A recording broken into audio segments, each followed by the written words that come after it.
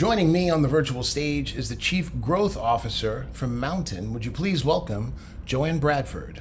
Welcome, Joanne. Hello. Hi there. How you doing? Good. How are you? I am fantastic. I'm having a Great. great day. The show is going really well. It's not raining in New York. This is awesome. And Great. it's good to have you here today. Nice to be here. Well, listen, before we really get started, everybody, when we're done, I don't mean with this session because we have more to come. I mean, when we're done with day one, please go to mountain.com and watch the conversation that Ryan Reynolds has with his twin brother. It is must see television. Joanne, can you talk a little bit about that partnership? Yeah, sure. So Mountain is a ad tech platform, self-service to run ads on streaming TV. We think about it as sort of the AdWords of streaming in a very simple term. And one of the barriers that you have there is creative. And so Mountain merged with Ryan Reynolds' company, Maximum Effort, and he is our chief creative officer. And he is really trying to help us take this platform to new heights and make ads available to every size business and company. And so he actually does all of our ads and our creative. We also have a really fun ad with him. We tested some creative with his face in it versus his voiceover, and his voiceover proved to work better. And so it's very exciting. If you know anything about Maximum Effort and his agency that he has built, they have done some of the greatest creative work in the last couple of years. One of the things that inspired me is just what he's done with everything from Aviator Gin to Deadpool. So Mountain is the next big challenge for him to be involved with. So it's really exciting and fun. That's amazing. We know a lot about Ryan Reynolds. He was last year's Brand Visionary Award winner, Great. um, not only for aviation, but what he's done with Mint Mobile. And he's really good at kind of democratizing experiences. And so, if that's the nature of the relationship, I think you're in really good hands. Good choice. Yep. Yeah. Thank you. Thank you. Okay, you're welcome. So, give me your take on the state of current TV advertising. Like what should advertisers be paying attention to right now? Yeah. So just a couple of things. My previous experience, I was CMO of SoFi. I was the president of Honey and head of partnerships at Pinterest, and so I've seen a lot of brands grow, and I've been under pressure as a CMO. And the state of advertising is always driven by the state of the CMO, and the CMO is under pressure to perform and find the consumer. So where the consumer is streaming. There's no doubt about it. They've moved to that place.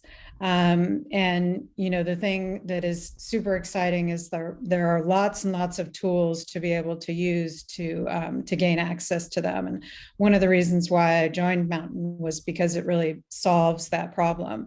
But we were discussing the state of news in the prior session, and everybody has an audience to serve.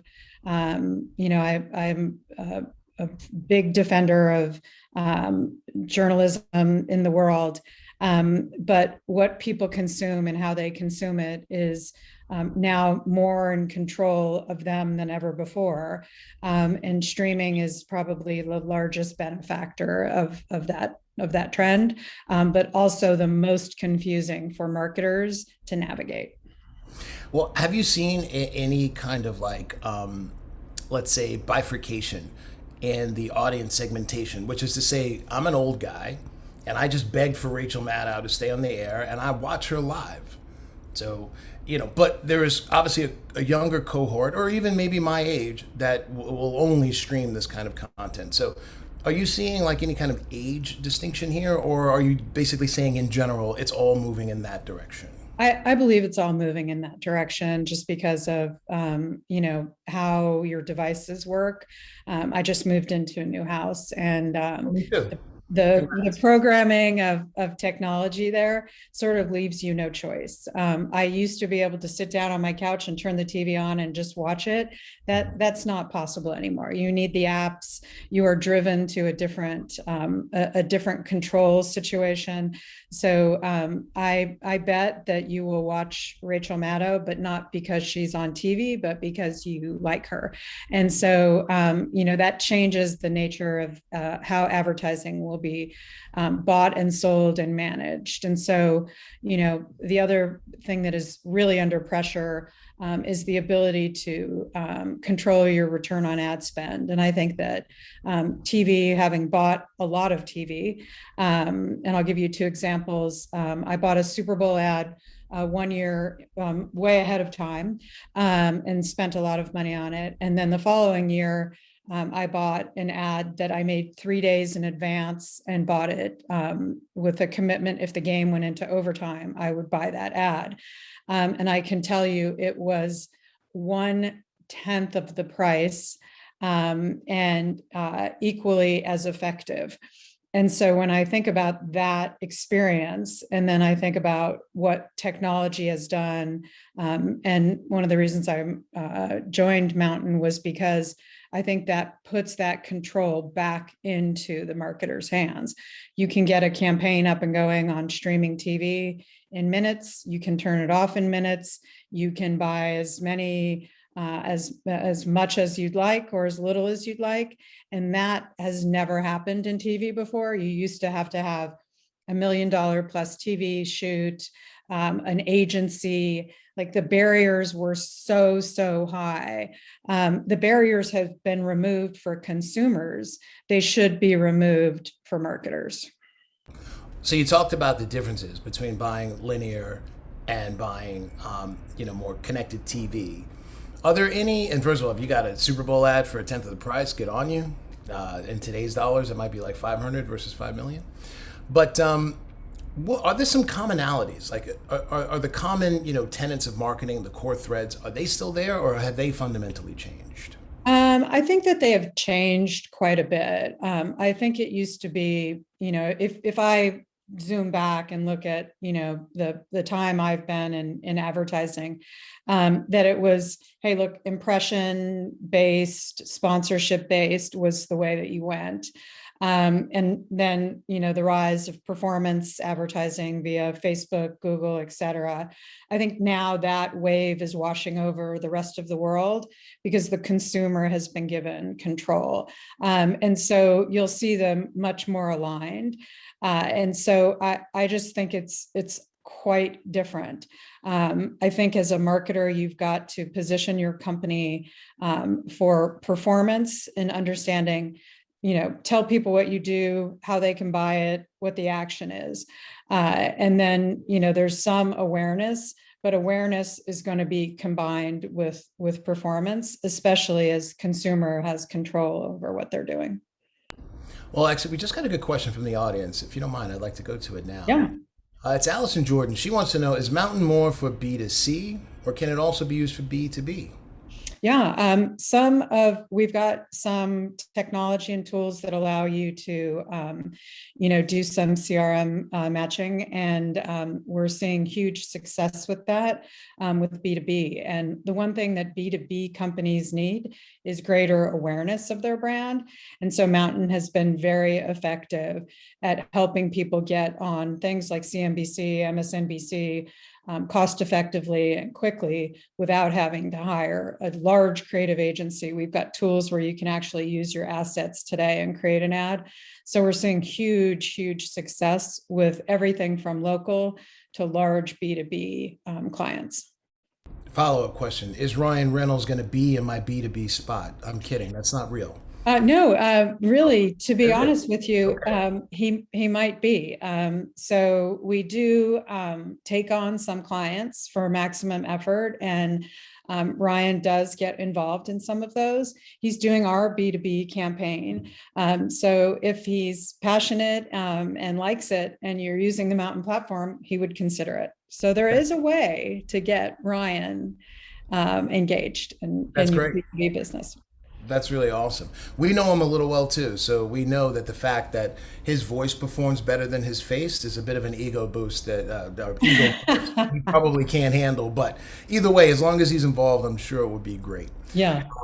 Okay, so if you read our session talks about the ideas that advertisers use connected TV to innovate and their creative approach. So, can you give us some examples of how that is possible? Sure. When I was at Honey, one of the things that we used quite a bit was YouTube, and we worked with an influencer when he was very early on called Mr. Beast. Mr. Beast should be your marketer of the year this year. I mean, really quite phenomenal.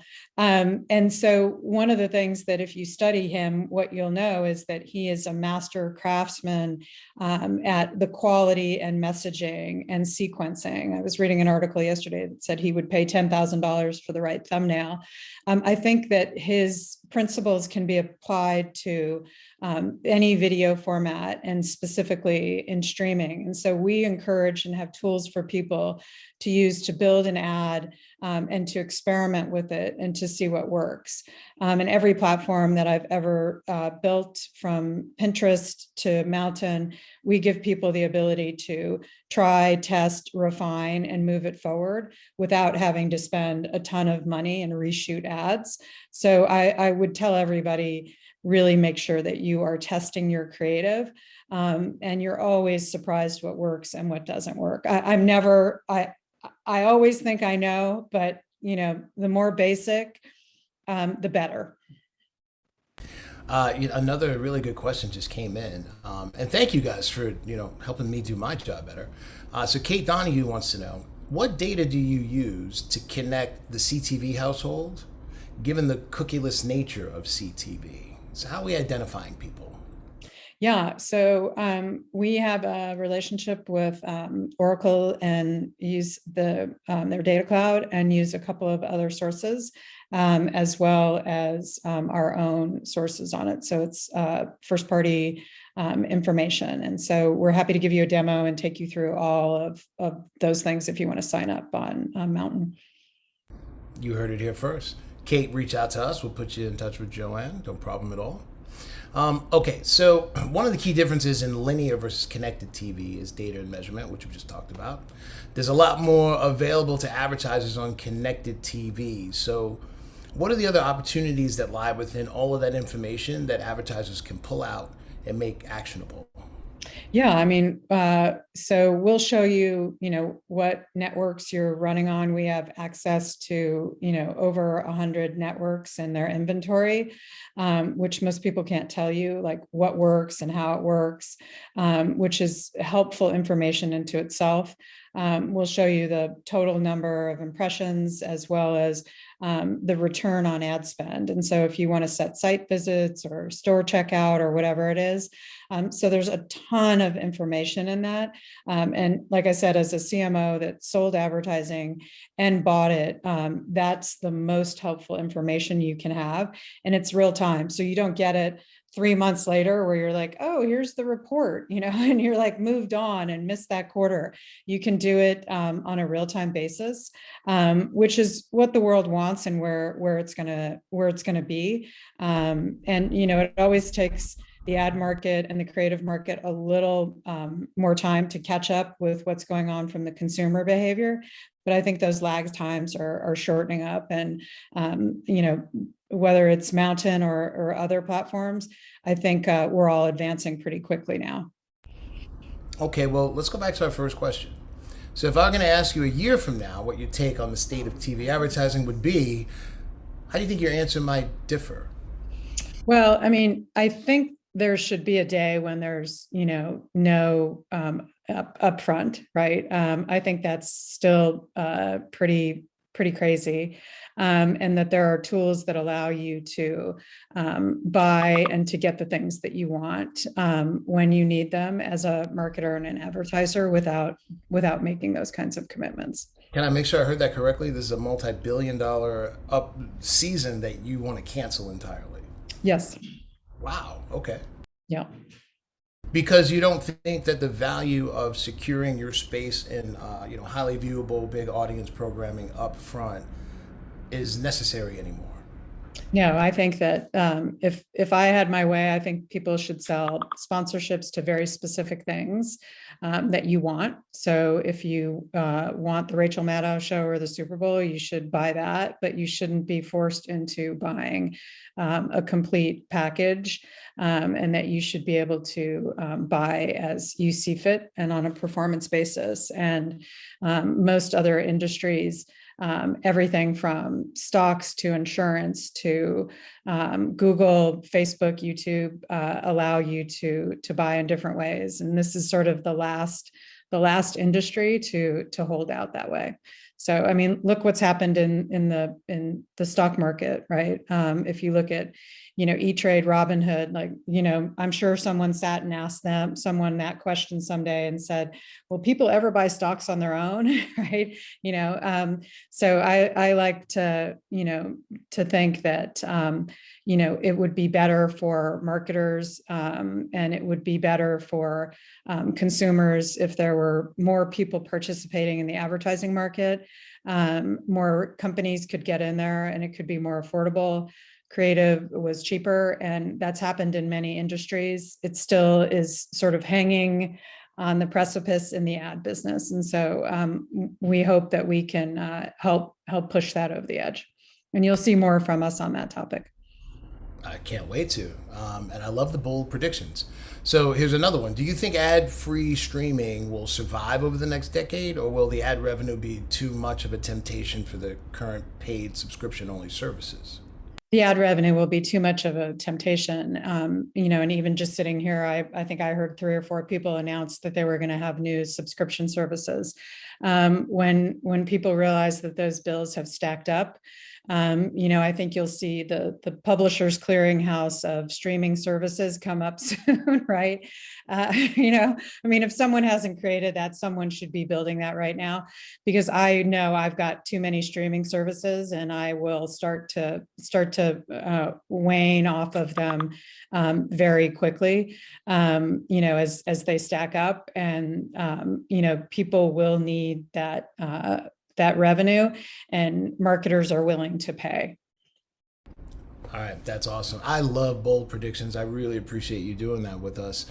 Let's do one more. We took audience cues along the way, so let's do one more and then takeaways. What are you streaming right now? What do you plan on? I will tell you that I'm a linear TV person, but I do stream Ted Lasso. I cannot get enough of that dude, Jason Sudeikis. He's hilarious. And that character, I think, is so inspirational. So how about you? What's on your list? Well, I'm just finishing the Squid Games, and I don't know what I think about it. That's a whole nother discussion for another day. Of course, some Ted Lasso. I love some documentaries. I'm a big fan of Curiosity Stream, but I don't know if I'm going to pay for it in the future. Maybe they should give me an ad-supported version of it.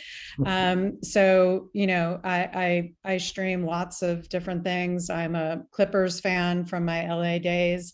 So I buy a little bit of sports packages, and I think it's all super fun, but I do think it's annoying sometimes to have to pay.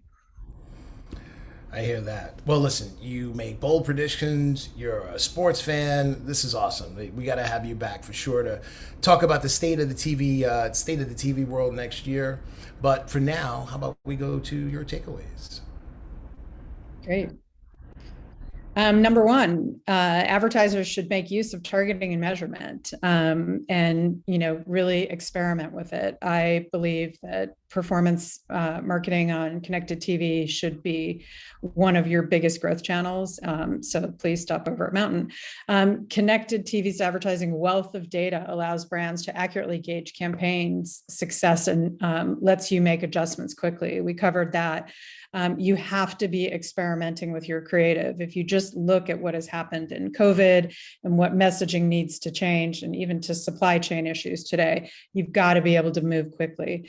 Brands and agencies will generate success on the front foot of innovation by ditching the old TV advertising mindset, embracing new opportunities available. You need new channels. You do not need to be,